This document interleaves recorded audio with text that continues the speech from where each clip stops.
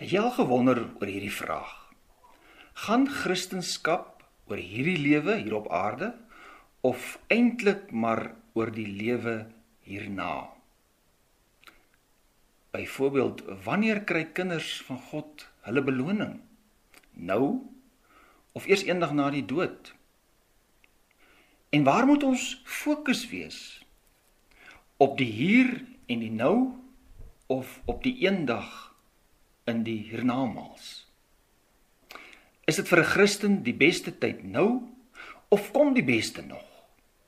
Nou, julle weet, kinders van God wat die Bybel as waar beskou en wat erns maak met begrippe soos sonde, bekering, geloof, verlossing en ook hemel en hel, word deesdae taamlik algemeen gespot dat ons met ons koppe deur in die hemel leef, dat ons net in siele belangstel, en dat ons so uitsien na 'n eendag, se pie in the sky when we die, dat ons vandag se probleme en ellende miskyk, en dalk ook vandag se geleenthede verbeur.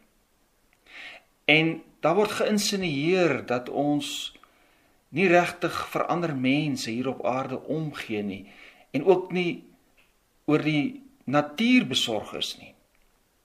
Nou, dis natuurlik nie waar nie, dis maar 'n karikatuur voorstelling en 'n moedswillige verdraaiing. Want ons as kinders van God weet mos, en die Bybel getuig duidelik daaroor, as iemand waarlik gered is en van sonde las bevry is, kry mos nou reeds 'n nuwe uitkyk op hierdie lewe. Ja, as jy weet jou sonde is vergewe, dan leef jy mos nou en hier in dankbaarheid, deur die dubbele liefdesgebod na te streef. Liefde vir God en liefde vir my naaste. Bekeerde mense kyk inderdaad anders na God self, en ons vind nou reeds ons vreugde in hom. Ons kyk ook anders na ons medemens, en ons sien hulle geestelike en fisiese nood raak. En jy kan maar gaan kyk, deur al die eeue het Christen sendelinge die evangelie gebring as 'n eerste prioriteit, sodat mense gered kan word. Maar daar's inderdaad ook aandag gegee aan praktiese sake soos mediese sorg, onderwys, landbou ensovoorts. Maar wat mens bekommer, is dat ons vandag al meer die tendens kry, dat die klem in Christendom, of dan nou sogenaamde Christendom, eksklusief op die lewe hier en nou gestel word. Net een voorbeeld, in plaas van dat mense 'n evangeliese troosdiens hou, waar die woord verkondig word as 'n geliefde afgesterf het, en waar daar oor die opstanding en die hemelse beloning besin word, word daar nou algemeen 'n sogenaamde lewensviering gehou, waar daar eerder gedrink en geparty word, as om na die woord, na die evangelie te luister. Kom ons kyk bietjie na hierdie saak. Dis veral vanaf twee kante wat evangeliese Christene, of vanwaar evangeliese Christene se hoop op die ewige heerlikheid in die hiernamaals aangeval en bespot word. Eerstens vanaf die prosperity gospel, die welvaartsevangeliese kant, kry ons die siening dat God nou reeds alle seëninge van geluk, gesondheid en geld vir ons wil gee. Een van die propageerders van hierdie rigting het gesê, I am sick and tired of hearing about streets of gold. I don't need gold in heaven. I got to have it now. Hierdie mense verkondig dat jy net nou die regte resepie moet ken en op die regte manier moet glo, dan sal jy nooit siek of arm wees nie. En dis dan ook verstaanbaar dat mense in hierdie rigting nie juis hou van prediking wat skrifuitleg behels nie. Hulle verkies eerder motiveringspraatjies oor hoe ons op aarde sukses kan bereik. En dan vanaf die kant van die liberale teologie en die sogenaamde progressive Christianity, word die klem ook eensydig op die lewe van die hier en nou op aarde geplaas. Ons moet ook verstaan, vir baie van hierdie ouens was Jesus maar net 'n eerste eeuse Palestynse revolusionêr of 'n sosiale hervormer. Hulle wil ook nie eintlik daarvan hoor dat Jesus vir ons sondes gesterf het nie. Nee, hulle sien Jesus maar bloot as 'n voorbeeld wat hy vir ons gestel het om net goeie mense te wees. Daar is volgens hulle ook nie regtig 'n hemel en 'n hel nie. Ons moet nou maar die beste maak van die lewe hier op aarde. En in hierdie kringe kry ou dit ook, miskien nie almal nie, maar algemeen dat Jesus nie regtig liggaamlik uit die dood opgestaan het nie. Dit is hulle beskouing. Hulle sal sê Jesus het maar net in die disippels se gedagtes en harte bly voortleef. Vir ons wat erns wil maak met God se woord, is dit als baie duidelik. Byvoorbeeld in 1 Korintiërs 15, dis nou die groot hoofstuk oor die opstanding, sê Paulus dit onomwonde. Die beste deel wag nog vir God se kinders. Paulus skryf in hierdie hoofstuk oor die sekerheid van Jesus se opstanding en daarom ook die sekerheid van ons liggaamlike opstanding eendag. En hy praat oor die Christelike hoop en dan sê hy hier in vers 19: Indien ons hoop slegs vir hierdie lewe op Christus gevestig is ons die bejammerenswaardigste van alle mense. As kinders van God net op hierdie lewe fokus en op hierdie lewe hoop en dit wat ons nou kan ontvang, dan is ons maar eintlik die ellendigste van alle mense. As ons Christendom net oor hierdie lewe sou gaan, sou ons absolute verloorders gewees het. En dis juist so, want met Christene, en Paulus het dit geweet en ondervind, gaan dit nie so goed altyd in hierdie lewe nie. Paulus het ons aan sy eie lyf gevoel, die geselslae, die steniging, die honger, al die ontberinge, die swaar kry en die verwerping, juis omdat hy vir Jesus gevolg het. Ja, juis omdat kinders van God weens hulle gehoorsaamheid aan Jesus uitgestoot, beledig en verdruk word. Juis daarom is dit vir ons so belangrik om te weet, daar wag 'n ewige beloning, 'n opstanding uit die dood. Ons moet dit vir mekaar duidelik sê, die populêre boodskap wat ons deesdae hoor, dat Christendom die deur hier op aarde na sukses, gesondheid en rykdom oopmaak, is hoegenaamd nie in die Bybel te vind nie. Net so, die boodskap dat Jesus maar net vir ons 'n goeie aardse morele voorbeeld gestel het, is ook nie die boodskap van die Heilige Skrif en van die kerk van 2000 jaar nie. Nee, geliefdes, die Bybel leer duidelik dat Jesus gekruisig is. As ons spesifiek daar kyk na Romeine 4 vers 25, dat hy gekruisig is, oorgelewer is vir ons sonde, ons ongeregtigheid, en dat hy uit die dood opgewek is, juis ter wille van ons vryspraak, ons regverdigmaking.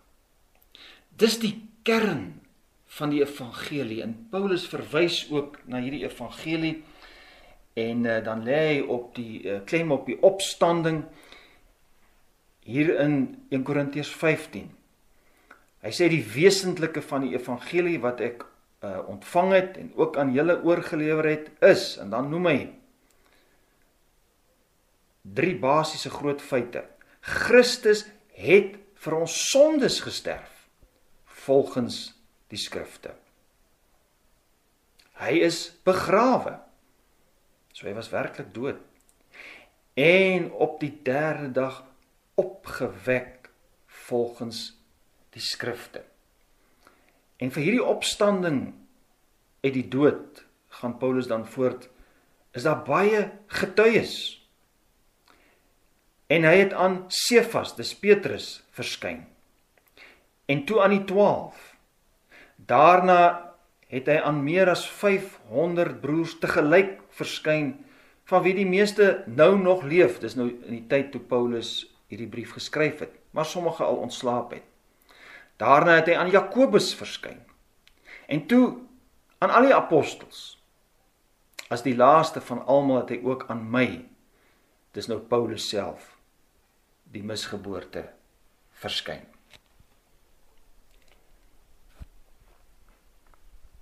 Dit is 'n vaste feit, waarvan baie ooggetuies kon getuig. Jesus het werklik opgestaan, liggaamlik, histories, opgestaan uit die dood. Sy graf is leeg. Net so 'n bietjie prakties, waarom is dit vir ons so belangrik om aan hierdie liggaamlike opstanding van Jesus te glo? Wel, eerstens, Jesus se opstanding is die baie duidelike bewys dat God sy offer aan die kruis vir ons sondes aanvaar het. Dit beteken ek kan gewetens rus hê. My sondeskuld is betaal. Tweedens, Jesus se opstanding waarborg ons eie opstanding. Ja, ons eie liggaamlike opstanding eendag met nuwe liggame. Verheerlikte liggame. Paulus verduidelik dit in die res van die hoofstuk. En prakties, weet jy, is dit so belangrik. Vir ons lewe hier en nou. Want Jesus se opstanding gee vir ons die enigste sinvolle antwoord en verskaf vir ons die enigste ware troos op die tirannie van die dood en verganklikheid in hierdie wêreld. Ons weet ons almal moet sterf. Alles gaan tot niet. Jesus se opstanding is daarom ons enigste vaste hoop in 'n stikkende wêreld vol smart, siekte en sterwensgeluide. Ja, dis ons anker, ons enigste anker, as ons as gelowiges by die oop graf van 'n geliefde staan, 'n geliefde wat in Jesus gesterf het. Jesus se opstanding praat egter nog oor iets heerliker. Dit bevestig dat sy verlossingswerk tot 'n heerlike volmaakte volëinding gebring sal word. Wat bedoel ek daarby? Ons moet onthou, Jesus se verlossing gaan nie net oor vergifnis nie, maar oor die herstel van die totale skepping, wat nou ly onder die sondeval. Ja, die hele skepping gaan nuut gemaak word, ook ons liggame. Dis nie net ons siele wat gered word nie, ons liggame gaan nuut gemaak word en daar kom 'n nuwe hemel en 'n nuwe aarde waar God se wil sal heers. Ons het dus as kinders van God 'n heerlike toekoms om na uit te sien. En ons hoef nie daaroor skaam te wees nie. Dit is deel van die essensie van ons geloof.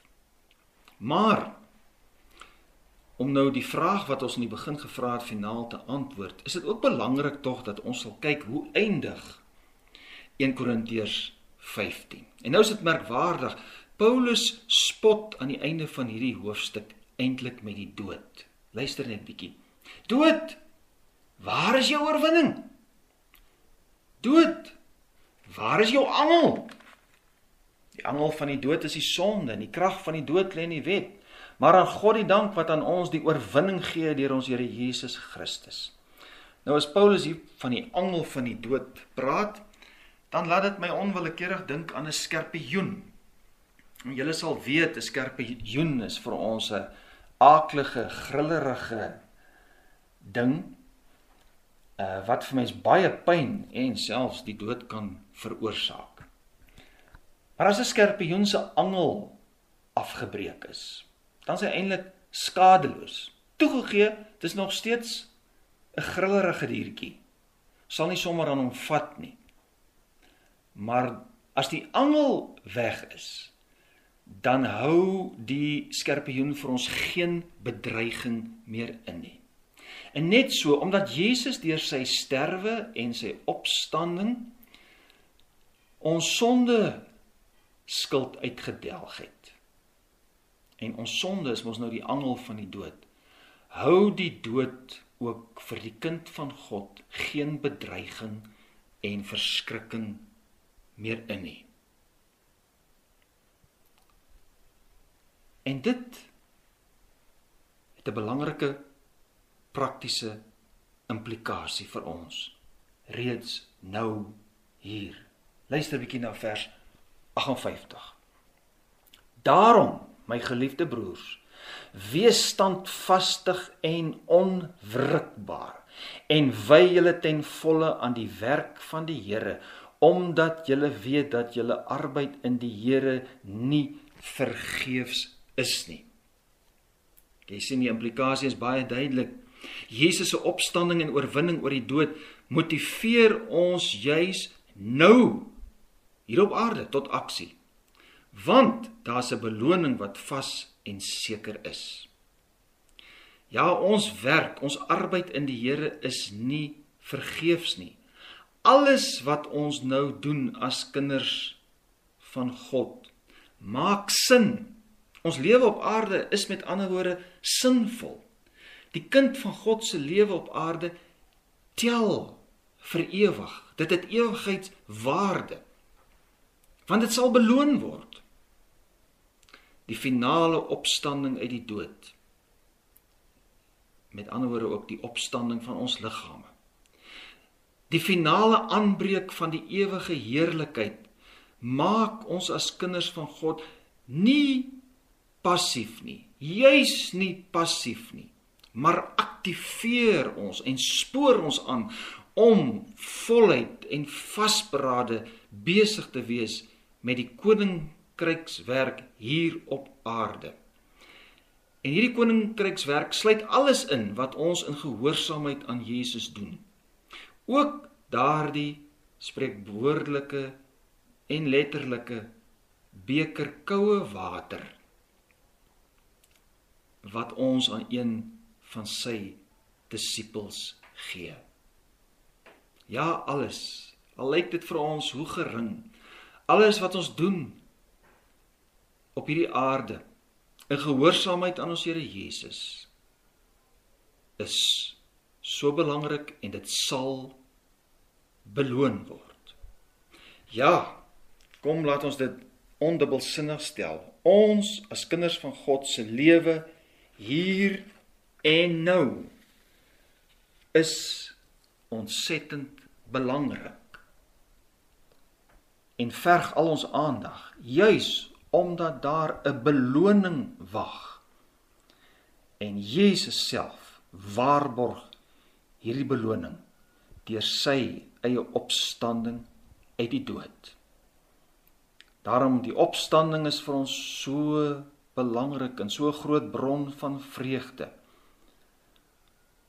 omdat dit ons laat uitsien na die finale beloning van onverganklike heerlikheid. Mag jy ook in hierdie tyd weer opnuut bly wees